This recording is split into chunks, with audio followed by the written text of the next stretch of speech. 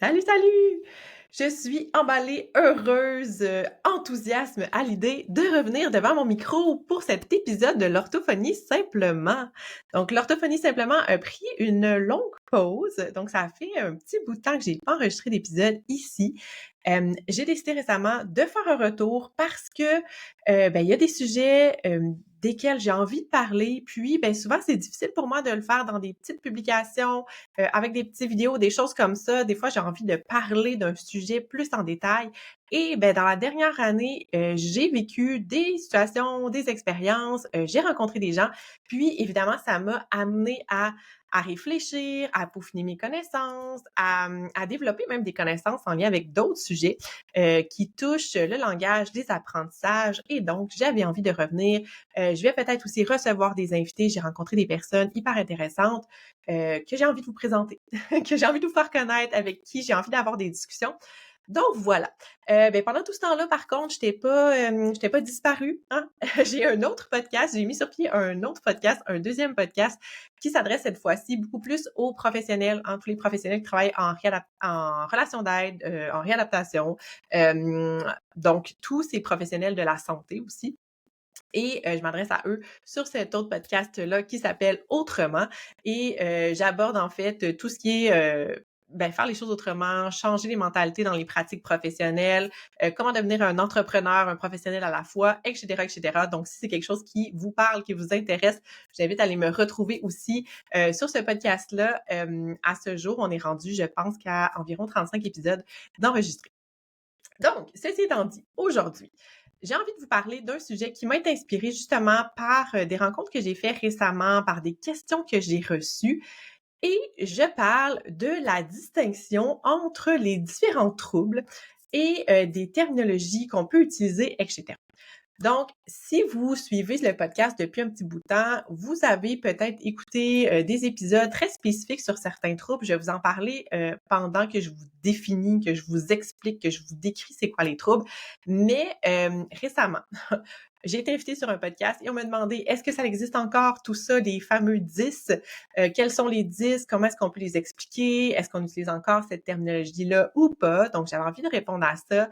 J'ai des personnes qui m'ont demandé aussi des tableaux résumés de c'est quoi les différentes difficultés, comment ça se manifeste, comment est-ce qu'on peut faire le tour de tout ça, la lumière sur tout ça. Donc, je vois un besoin là-dedans aussi. Récemment, j'ai rencontré une jeune adulte lors d'une formation que j'offrais, en fait. Et j'ai parlé du trouble développemental du langage, etc. Et elle me dit « Ah ouais, ça ressemble beaucoup à ce que j'ai. Hein. Moi, j'ai la dysphasie, j'ai une dysphasie. Ça ressemble beaucoup au trouble développemental du langage. » Donc, elle n'était pas au courant que c'était la même chose. Je vais parler de ça aussi tantôt. Et encore plus récemment, j'ai fait une évaluation d'une jeune fille de 6e année et la maman me parlait beaucoup de difficultés en mathématiques. Donc moi, j'étais là pour tout ce qui est l'aspect plus lecture-écriture. Hein, et elle me parlait beaucoup de défis en mathématiques, tout ça. Je dis, est-ce que peut-être, est-ce qu'on t'a déjà parlé qu'elle pourrait avoir un trouble d'apprentissage en mathématiques, donc une dyscalculie? Est-ce que tu as déjà entendu parler de ça? Ça ressemble beaucoup à ça. Est-ce que tu veux qu'on ait creusé de ce côté-là? Et elle ne savait pas que ça existait. Donc, j'en ai conclu, par toutes ces expériences, ces rencontres et ces échanges, qu'il y avait encore de l'éducation à faire à ce niveau-là, qu'il y avait encore des choses qui n'étaient pas connues, pas assez, pas bien comprises, qu'il y avait peut-être que c'était peut-être un peu mélangeant, hein, la terminologie, les différents mots qu'on utilise pour les diagnostics, les conclusions, tout ça. Donc, je vais faire le tour de ça aujourd'hui. Je vais vous parler de plusieurs troubles. Je vais pas parler de tous les troubles, mais je vais vous parler de plusieurs troubles, les troubles neurodéveloppementaux, faire des petites définitions de c'est quoi. Puis dans le cas où j'ai déjà fait du contenu sur ce sujet-là en particulier, je vais vous référer vers soit les articles de blog ou les épisodes plus complets si vous voulez aller plus en profondeur. Mais je pense que c'est important qu'on comprenne vraiment bien en fait les terminologies et que les gens sachent c'est quoi les possibilités, c'est quoi les défis qui peuvent exister, qu'est-ce qui peut cohabiter aussi, hein, parce que souvent quand il y a des troubles neurodéveloppementaux, il y a des troubles associés. Donc, souvent, on va voir un jeune, par exemple, qui a un trouble déficitaire de l'attention, mais c'est vraiment très fréquent qui pourrait avoir aussi un trouble développemental du langage ou un trouble des apprentissages en mathématiques, par exemple. Donc, tout ça, c'est interrelié, c'est interconnecté, puis ça fait beaucoup de sens parce que dans notre cerveau, hein, les ondes, ce qui va se passer avec les troubles neurodéveloppementaux, c'est en fait qu'il y a des parties de notre cerveau, on va dire ça comme ça, les aires de notre cerveau qui sont responsables de gérer je vais dire les informations en lien avec certaines habiletés. Donc, par exemple, les habiletés de calcul, les habiletés de résolution de problèmes, les habiletés langagières, la lecture, l'écriture, etc. C'est dans plusieurs parties de notre cerveau, mais il y a quand même des zones qui sont communes dans tout ça. Puis souvent, quand on a des zones qui sont atteintes, bien, ça se peut que ça ait des impacts dans d'autres sphères. Donc, quand on parle de l'attention, ça se peut que ça ait des impacts aussi, que les atteintes au niveau de l'attention aient des impacts au niveau des fonctions exécutives, par exemple, que ça ait des impacts aussi au niveau de toutes les habiletés en mathématiques. Donc, tout ça est interconnecté, tout ça est interrelié. Puis oui, on va utiliser on va dire des étiquettes diagnostiques, on va mettre des mots sur ça pour expliquer les défis, pour mieux comprendre la réalité de ces personnes-là et pour leur apporter un soutien qui est adapté, qui est approprié. C'est ça, en fait, l'objectif. Fait que quand on va faire l'évaluation, puis on va poser des conclusions, des diagnostics, notre objectif, c'est de dire, OK, dans le spectre de tous les défis qu'on peut avoir, ou tous les défis qu'on peut avoir, c'est quoi les manifestations que cet enfant-là, comment est-ce qu'on peut est-ce que ça fait du sens? Est-ce que c'est relié? Est-ce que justement ça correspond peut-être à un profil d'un enfant qui a, par exemple, un trouble spécifique en mathématiques?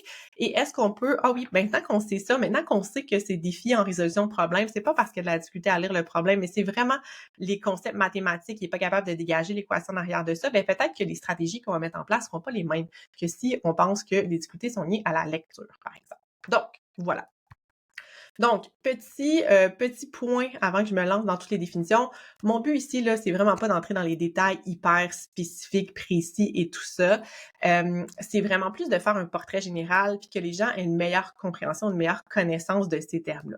À partir de là, si vous voulez aller creuser, rechercher tout ça, libre à vous de le faire. Je vous encourage même à le faire si ça a piqué votre curiosité puis si vous voulez aller plus loin par rapport à ça. L'autre chose aussi, c'est que les terminologies changent vraiment souvent. Donc, au moment où j'enregistre cet épisode, en novembre 2024, je vais partager les connaissances que j'ai sur le sujet. J'ai fait des lectures pour m'assurer que mes connaissances étaient toujours à jour, que les termes qu'on utilisait sont encore là. Donc, j'ai lu, j'ai regardé, j'ai fouiné pour m'assurer que ça soit pile poil ce qu'on utilise maintenant. Mais sachez que tout ça change, tout ça évolue dans le temps, les termes changent, etc. Donc, voilà. Donc, petite chose pour commencer. Le terme 10, OK? Tous les fameux 10, dyslexie, dyscalculie, dysphasie, dyspraxie, c'est des termes qu'on n'utilise pas ou plus, en fait. On va dire ça comme ça. C'est des termes qui ont été longtemps utilisés, puis en fait, il y a eu des consensus là, dans tous les domaines pour dire, OK, on va appeler ça d'une autre façon, on va utiliser une terminologie qui est plus, j'allais dire plus globale ou qui va mieux représenter l'ensemble des difficultés, OK? Puis, quand on va parler de 10, en fait, c'était peut-être aussi simple, c'était simple à comprendre dans les deux façons selon moi, mais quand on va parler d'une 10, dans le fond, 10, ça vient de difficulté. Fait que quand on parlait, par exemple, d'un terme de dyslexie, ben, ça veut dire une difficulté en lecture. Dyslexie, on a mis ça ensemble, dyslexie, difficulté en lecture. On a changé les terminologies pour appeler ça maintenant, la plupart du temps, un trouble d'apprentissage avec une atteinte en lecture, en écriture, etc. Donc, pour montrer l'aspect développemental, je pense, en arrière de ça. Bref. Donc, voilà. Fait que dans les troubles neurodéveloppementaux, okay, il y a plusieurs troubles neurodéveloppementaux et en fait, ce qui va changer ou ce qui va...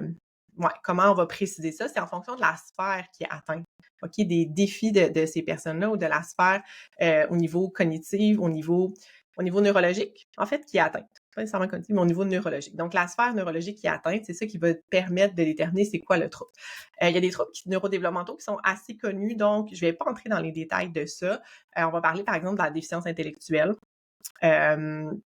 Donc, ça, c'est un trouble qui est quand même assez connu.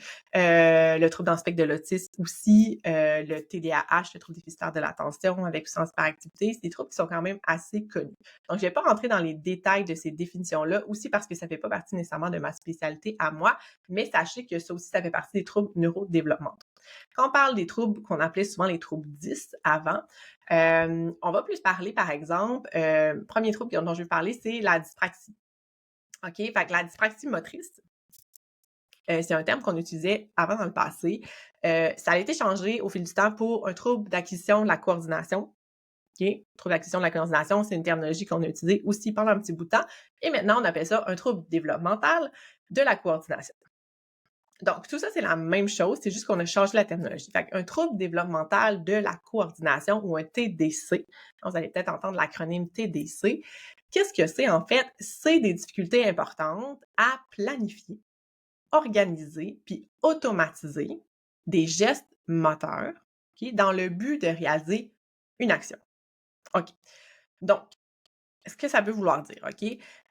Planifier, organiser une séquence motrice, des gestes moteurs, automatiser les gestes moteurs, ça pourrait être des choses comme très simples, comme manger avec un ustensile. Donc, manger avec un ustensile, ça demande quand même des certaines capacités habiletés motrices. C'est quelque chose qui devient avec le temps vraiment plus facile, plus simple quand on mange, nous, par exemple, quand on mange notre soupe. On va pas réfléchir à comment je prends ma cuillère, comment je l'amène à ma bouche, est-ce que ça va tomber, est-ce que j'ouvre tu sais, comment je coordonne mes mouvements de ma bouche, ma cuillère, etc.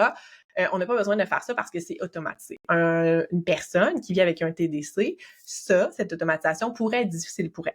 OK? Ou l'apprentissage de ça pourrait être difficile, pourrait prendre du temps, pourrait lui demander des efforts. OK? Donc ça, c'est un exemple là, parmi tant d'autres. Encore une fois, je suis orthophoniste, c'est pas ma spécialité, la coordination, mais c'est un peu à ça qu'on s'attend comme portrait. Fait que, dans le fond, pour qu'on parle d'un trouble développemental de la coordination, il faut que les difficultés interfèrent avec les activités de la vie quotidienne. Donc, il faut qu'il y ait des impacts significatifs dans les activités de la vie quotidienne, dans la réussite scolaire, dans les loisirs, dans le travail, etc. Puis, ça peut être se présenter tout seul ou avec d'autres conditions, avec d'autres difficultés. Puis les manifestations, comme dans tous les troubles, hein, vont varier vraiment d'une personne à l'autre. Donc, par exemple, une personne, là, je vais parler d'ustensiles, mais ça pourrait être attacher ses souliers, ça pourrait être tout ce qui est au niveau calligraphie, au niveau moteur, écrire. Fait avant, on parlait aussi de dysgraphie. La dysgraphie, ça fait partie d'un trouble développement de la coordination, parce que l'écriture, la graphie, la calligraphie, ben, c'est un geste de motricité fine, donc le découpage, tout ça. Fait que ça pourrait être ça, ou ça pourrait être plus en lien avec la motricité plus globale, fait courir, sauter, faire du sport, par exemple, attraper un ballon, il faut que tu vois le ballon, que tu planifies ton mouvement, que tu places tes mains au bon moment, que tu coordonnes tout ça, en fait. Donc, ça pourrait être des activités comme ça qui sont plus de motricité globale. Donc voilà. Des enfants aussi des enfants ou des personnes en fait qui sont souvent justement maladroits, pas très habiles dans les sports, ça pourrait faire partie de ce portrait-là aussi. Donc, dyspraxie, qu'on disait motrice, dyspraxie motrice, maintenant, trouble développemental de la coordination, TDC. Je poursuis. Deuxième chose dont je vais vous parler, c'est les troubles d'apprentissage. OK? Donc, troubles d'apprentissage, là, il y a différentes catégories. Troubles d'apprentissage en mathématiques. Donc, les troubles d'apprentissage en mathématiques, c'est des difficultés qui vont toucher les mathématiques. Puis, ça va arriver dès le début, en fait, dès les premières années de la scolarité. Fait que les difficultés, encore une fois, sont durables, ils vont résister aux interventions. Ça veut dire que même si on aide l'enfant, tu sais, un enfant a des défis avec différentes sphères au niveau de ses mathématiques, même si on l'aide, même si on l'accompagne, même si on lui donne des trucs, même si on pratique plus avec lui, ça reste un défi, ça reste plus difficile, ça reste quelque chose qui, c'est ça, qui demande plus d'efforts, plus de temps, plus d'énergie que les autres élèves, par exemple, de sa classe. Donc, il peut y avoir différentes sphères, hein, différentes atteintes au niveau des mathématiques. Donc, là, je donne des exemples parmi d'autres, mais un jeune peut avoir la difficulté avec ce qu'on appelle le sens du nombre. Donc percevoir les quantités. Ça pourrait être compter des choses. Ça pourrait être de savoir, OK, y en a-tu plus ici, il y en a plus là. Il y en a combien de plus à peu près? Tu sais, tout ce qui est la reconnaissance, mettons, sur un dé. Je vois un dé, comme ça, je peux savoir, il y en a combien, j'ai pas besoin de compter dessus. Donc, un peu tout ça. Tout ce qui est aussi la capacité à lire puis écrire des nombres. Donc, si je te dis, écris-moi 10 369, ben, éventuellement, quand tu l'as appris, quand tu es rendu là au niveau de tes apprentissages, pour certains enfants, c'est très difficile de savoir comment écrire ça. Pour certains, ça peut être des nombres vraiment plus simples. Les 99, par exemple, 77, c'est des chiffres qui peuvent être difficiles pour eux. Ils vont pas nécessairement savoir comment les écrire ou comment les lire quand on va leur présenter. Donc, ça. Sinon, tout ce qui est les calculs, hein, que ce soit des calculs mentaux, apprendre les tables, apprendre, c'est ça, toutes les fameuses tables, même apprendre des calculs écrits. Donc, vraiment les calculs, les additions, par exemple, ça peut être des divisions avec un crochet, tous les processus qui demandent des calculs, la procédure de calcul, bien aligner ses chiffres, comprendre quand il y a des virgules, tout ça aussi. Tout ça, ça peut être très difficile pour eux. Puis sinon, tout ce qui est entré avec la résolution de problèmes. Donc, en résolution de problème, c'est une tâche très complexe qui nécessite beaucoup d'habileté, mais ces jeunes-là pourraient avoir de la difficulté à comprendre le problème, hein. C'est quoi le problème? C'est quoi le sens du problème? Par exemple, à trouver c'est quoi l'équation à tirer de ce problème-là. Donc, je lis la résolution de problème, OK, je suis capable de figurer un petit peu c'est quoi l'histoire, hein. Des fois, c'est difficile, des fois, il arrive à figurer c'est quoi l'histoire. Mais là, ouf, quel calcul je dois faire pour résoudre ce problème-là? Là, c'est difficile. Après ça peut être les étapes. OK, ah, il faut que je trouve ça, OK, mais là, qu'est-ce qui me manque? Qu'est-ce qui est superflu? De quoi j'ai besoin? Qu'est-ce que je dois faire comme étape pour arriver à la fin à la bonne réponse? Donc, tout ça, ça peut être un grand défi. Donc, avant d'appeler ça une dyscalculie, maintenant, on va dire un trouble des apprentissages en mathématiques. Ensuite, au niveau des troubles des apprentissages, il y a aussi le trouble d'apprentissage en lecture et en expression écrite ou en écriture. Donc, quand on parle d'un trouble d'apprentissage en lecture, en écriture, en fait, c'est vraiment une atteinte dans le processus de base que j'appelle en lecture, en écriture. Donc, c'est la capacité de l'enfant de faire des connexions neurologiques, de faire des liens dans son cerveau entre tout ce qui a trait aux lettres et leurs sons, combiner des lettres ensemble pour former des mots, savoir dans sa tête c'est quoi le mot, mais comment je l'écris, c'est quoi la combinaison de lettres qui est associée à ce mot-là, par exemple. Donc, tout ça, hein, c'est quelque chose qu'on apprend. Hein, la lecture-écriture, c'est quelque chose qu'on apprend, qu'on développe. Donc, tout ce processus-là peut être difficile. Le trouble d'apprentissage de lecture-écriture, avant, on appelait ça une dyslexie, dysorthographie. Vous allez encore voir souvent ce terme-là. Mais on essaie d'y aller vers le nouveau terme, idéalement. Et en fait, c'est souvent un terme, on va souvent parler, quand on parle de dyslexie, on va dire c'est quelqu'un qui mélange ses lettres, c'est quelqu'un qui inverse ses lettres, qui écrit ses lettres à l'envers, tout ça. Tu sais, ça peut être une manifestation parmi tant d'autres, mais c'est très, très sous-représentatif de c'est quoi une dyslexie, une dysorthographie ou un trouble d'apprentissage en lecture, en écriture. C'est de dire, j'ai la difficulté avec le processus d'apprentissage à lire et à l'écrire.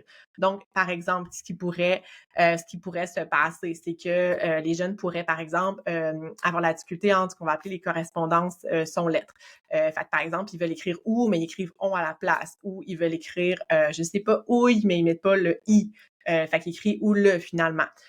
Ou quand ils vont lire un feu alors que c'est écrit un ve finalement. La lettre c'est V, mais ils vont lire feu à la place.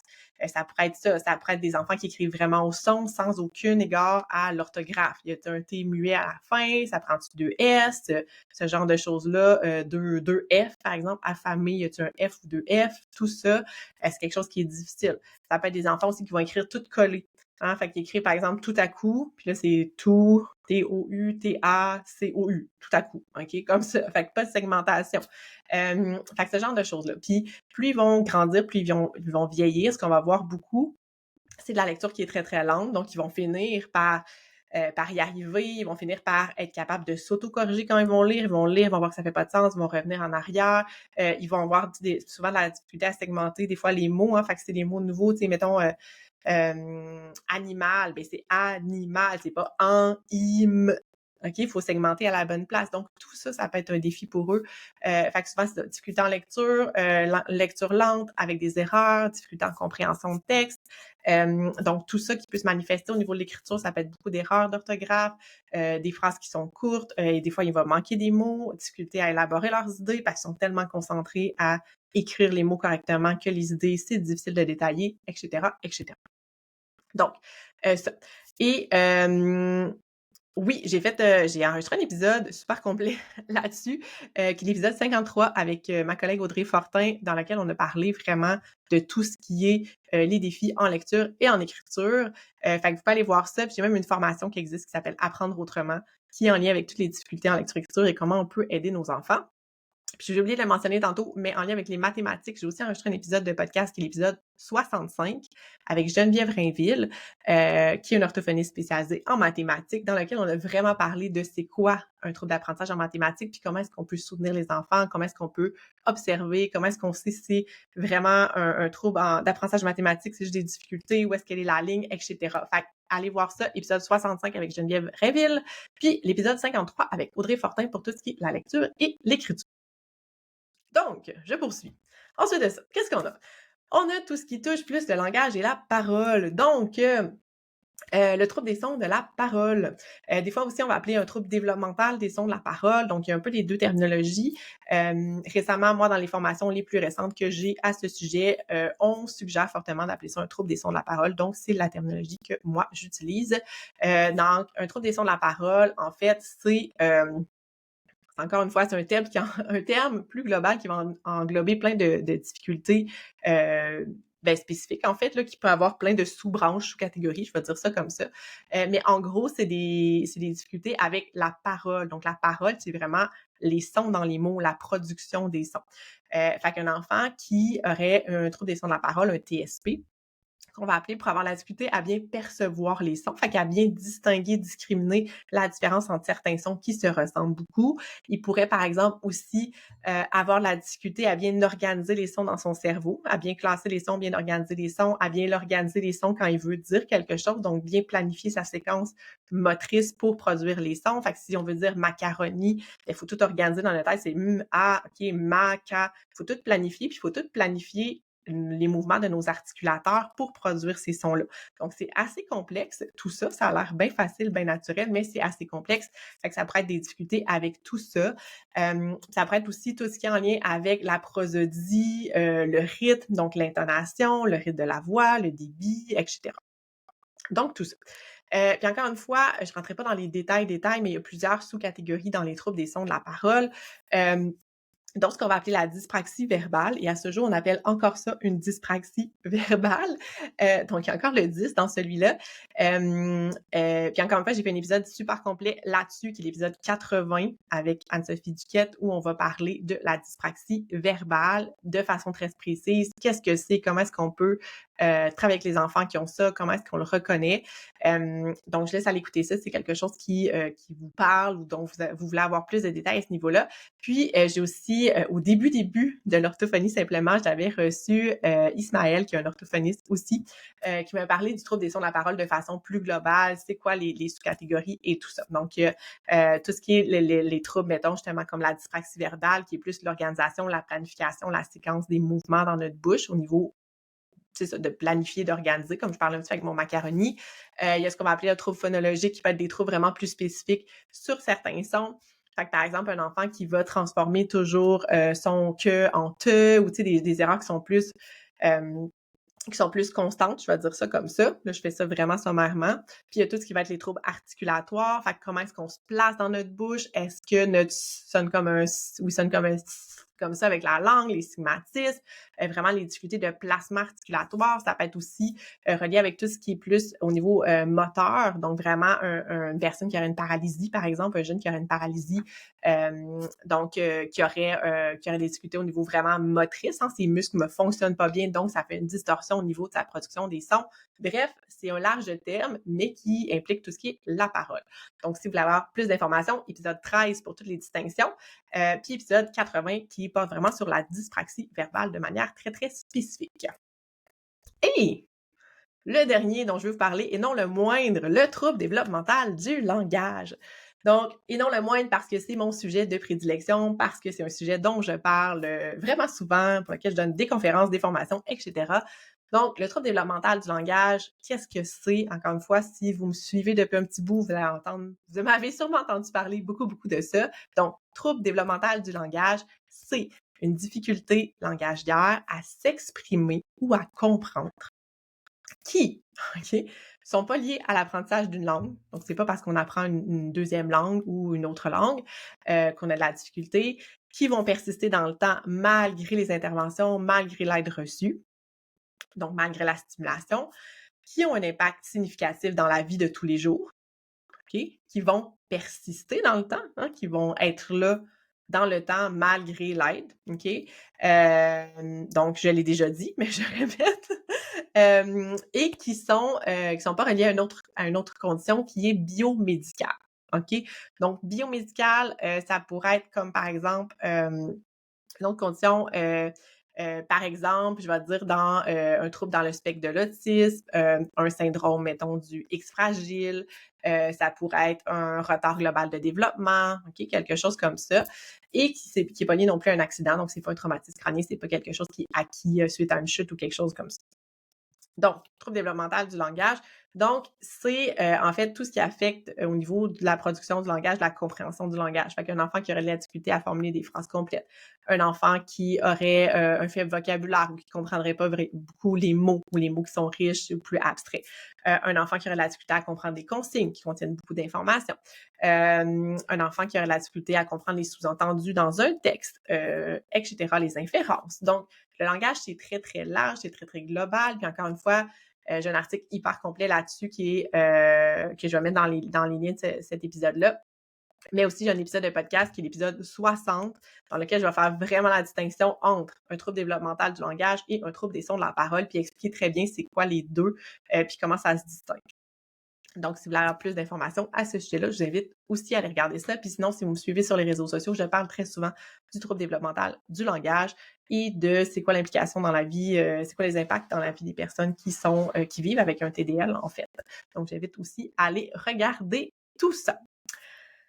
Donc voilà, fait que j'ai fait le tour des, difficultés, des 10, des troubles dont je voulais vous parler aujourd'hui. J'espère que ça démêle un petit peu les choses, que ça clarifie certains aspects.